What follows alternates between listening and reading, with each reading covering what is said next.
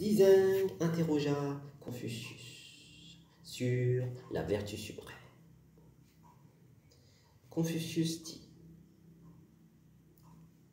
qui saura faire régner 5 choses dans le monde entier réalisera la vertu suprême.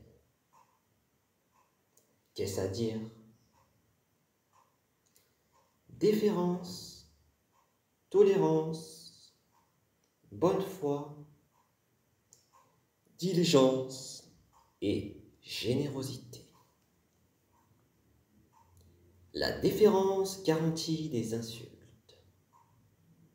La tolérance se concilie tous les cœurs.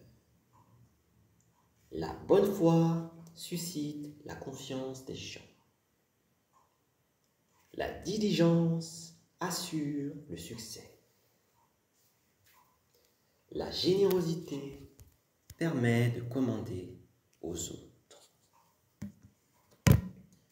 7.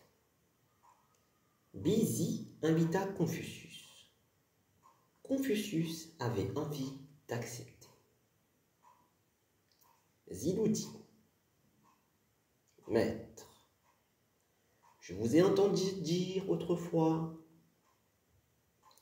l'honnête homme ne se rend pas chez des gens qui commettent personnellement le mal. Bizi s'est rebellé avec sa place forte de Zongmo. Et voilà maintenant que vous voulez aller chez lui. Comment est-ce possible? Le maître dit: en effet, j'ai dit cela. Et pourtant, ne dit-on pas? Si dur que la meule ne l'use pas, si blanc que la suie ne le noircit pas. Suis-je donc une gourde amère qu'on suspend au clou, mais qu'on ne mange pas? 17. Le maître dit: discours habile et attitude affectée dénotent rarement la vertu.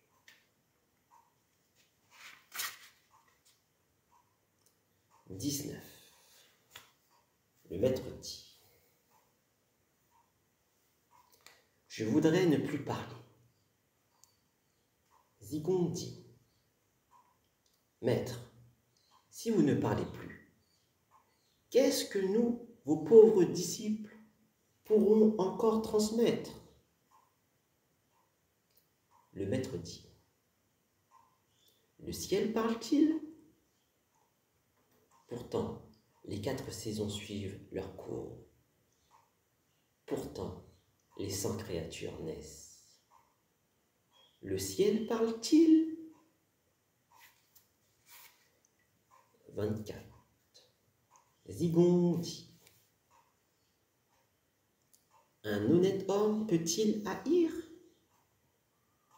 Le maître dit: oui, il a ses haines.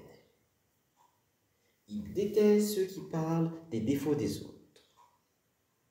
Il déteste les inférieurs qui calomnient leurs supérieurs.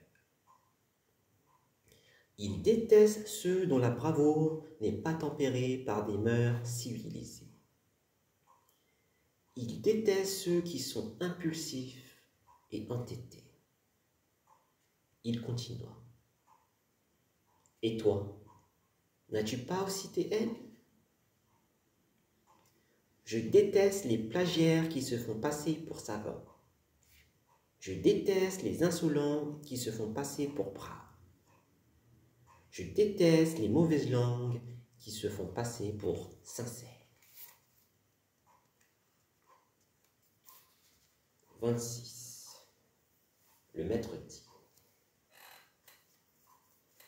qui est encore détesté à l'âge de 40 ans, le restera pour toujours.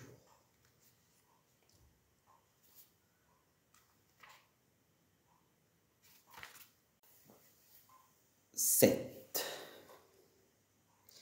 Au cours d'un voyage avec Confucius, Zilou avait été laissé en arrière. Il rencontra un vieillard qui portait à l'épaule un panier accroché à son bâton. Zilou demanda : « Monsieur, avez-vous vu mon maître ?»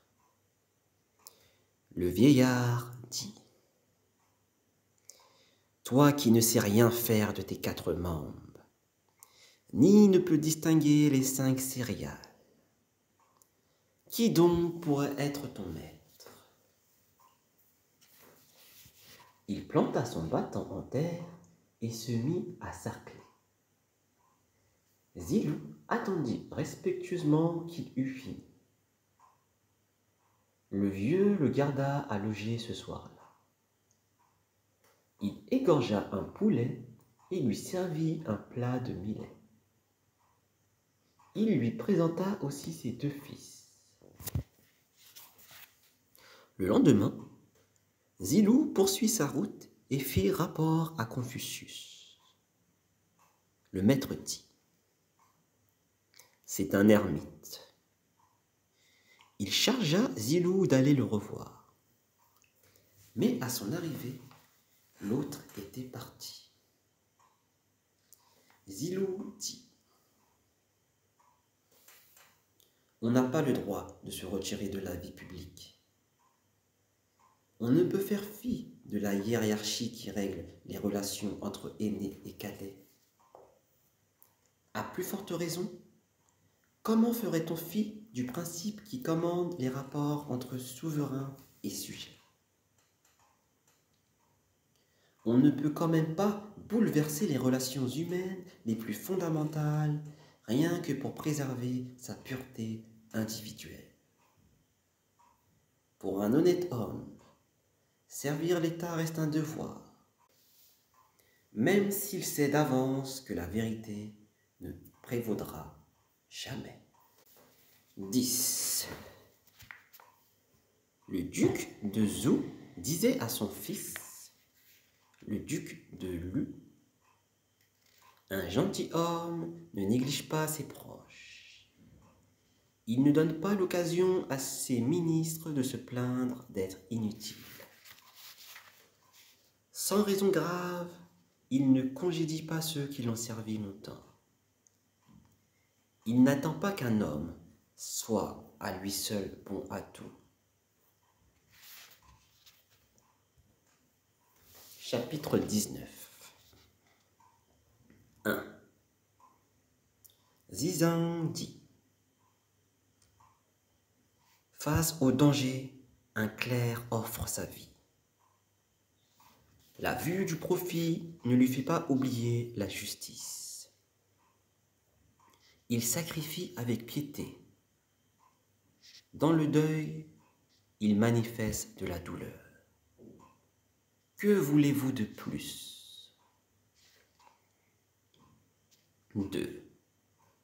Zizang dit : « Qui embrasse mollement la vertu et suit la voie avec hésitation ?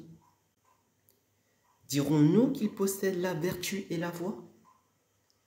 Dirons-nous qu'il ne les possède pas ? 3.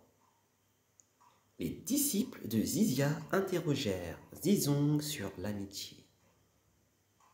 Zizang dit : « Que vous a enseigné Zizia ? » Ils répondirent. Zizia dit : « Fréquenter les gens comme il le faut, éviter les gens comme il le faut. » Zizang dit : « Ce qu'on m'a enseigné est différent. L'honnête homme vénère les sages et tolère la foule. Il admire les hommes de talent et a pitié des incapables. Si je possède une vaste sagesse, qui ne saurais-je tolérer ? Et si je suis dépourvu de sagesse, ce sont les autres qui devraient m'éviter. De quel droit les éviterais-je ? 4. Zizi a dit: même les petits métiers ont leur intérêt. Mais qui a longue route à faire craint les pourpiers. Et aussi l'honnête homme ne s'y engage-t-il pas. 5. Zizi a dit: de qui mesure chaque jour ses carences et retient chaque mois ses leçons, on peut dire qu'il aime l'étude. 6. Zizi a dit: étendez votre savoir et affermissez votre résolution. Questionnez avec sincérité. Réfléchissez sur ce qui est sous vos yeux. La vertu suprême s'y trouve. 7. Zizi a dit: les 100 artisans vivent dans leur échoppe pour accomplir leur besogne. L'honnête homme étudie pour réaliser sa voie. 8. Zizi a dit: quand un homme vulgaire faute, il cherche toujours à sauver les apparences. 9. Zizi a dit: l'honnête homme a 3 visages. Vu de loin, il est sévère. De près, il est amer. Quand on l'entend, sa parole est incisive. 13. Zizi a dit: si l'administration vous laisse des loisirs, étudiez. Si l'étude vous laisse des loisirs, administrez. 15. Ziyu dit: mon ami Zizeng est un homme d'un rare talent. Pourtant, il n'a pas atteint la vertu suprême. 21. Zigzong dit: les fautes de l'honnête homme sont comme les éclipses du soleil et de la lune. Il faute et tout le monde s'en aperçoit. Il s'amende et tout le monde s'extasie. 24. Shushan Wushu disait du mal de Confucius. Zigong dit: ça ne fait rien. Confucius est au-dessus de tout cela. L'imminence des autres sages est comme une colline qu'on peut escalader. Confucius est comme le soleil et la lune. Essayez de sauter par-dessus. Qui voudrait se couper de leur lumière n'affecterait nullement le soleil et la lune.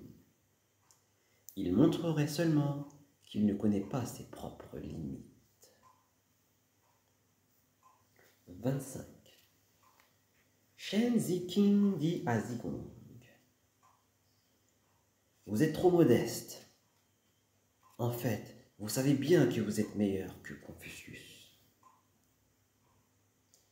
Zigong dit: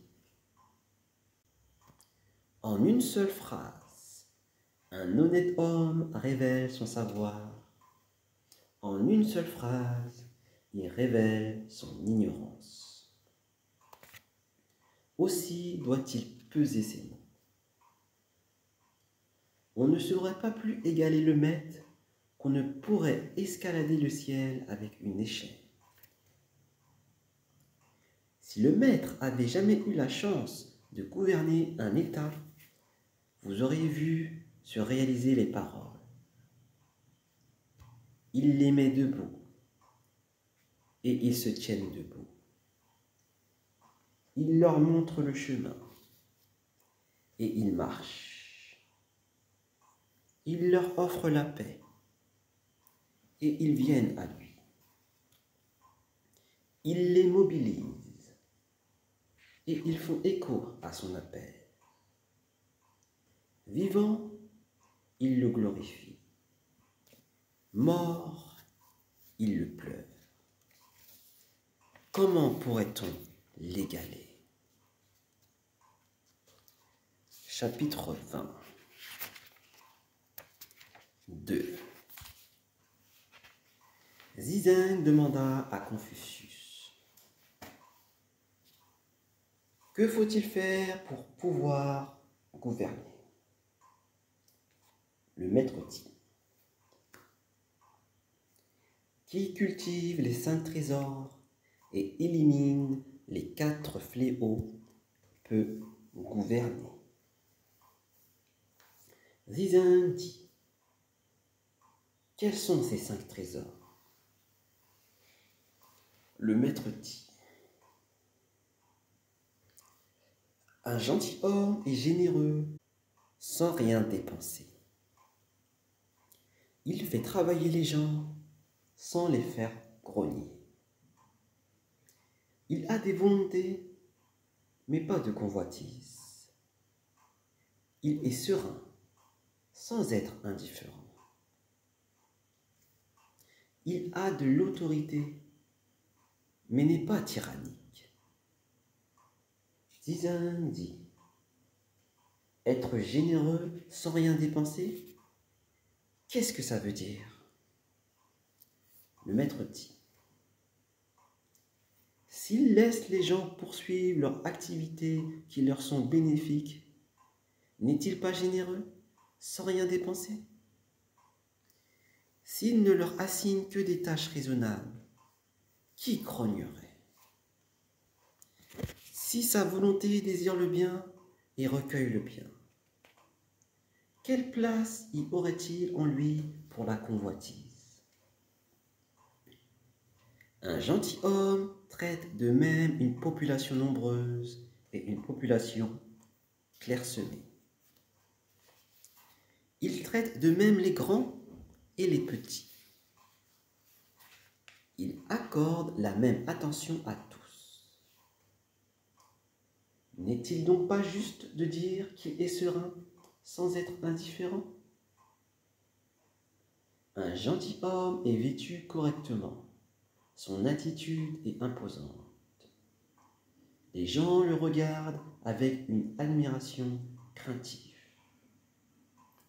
N'est-il donc pas juste de dire qu'il a de l'autorité sans être tyrannique? Zizeng dit: quels sont les 4 fléaux? Le maître dit: la terreur qui cultive l'ignorance et pratique le massacre. La tyrannie qui exige des récoltes sans avoir semé. Le pillage qui se perpètre à coups d'ordre incohérents. La bureaucratie qui dénie à chacun son dû. 3. Confucius dit: qui ne connaît le destin ne peut vivre en honnête homme. Qui ne connaît les rites ne sait comment se tenir. Qui ne connaît le sens des mots ne peut connaître les hommes.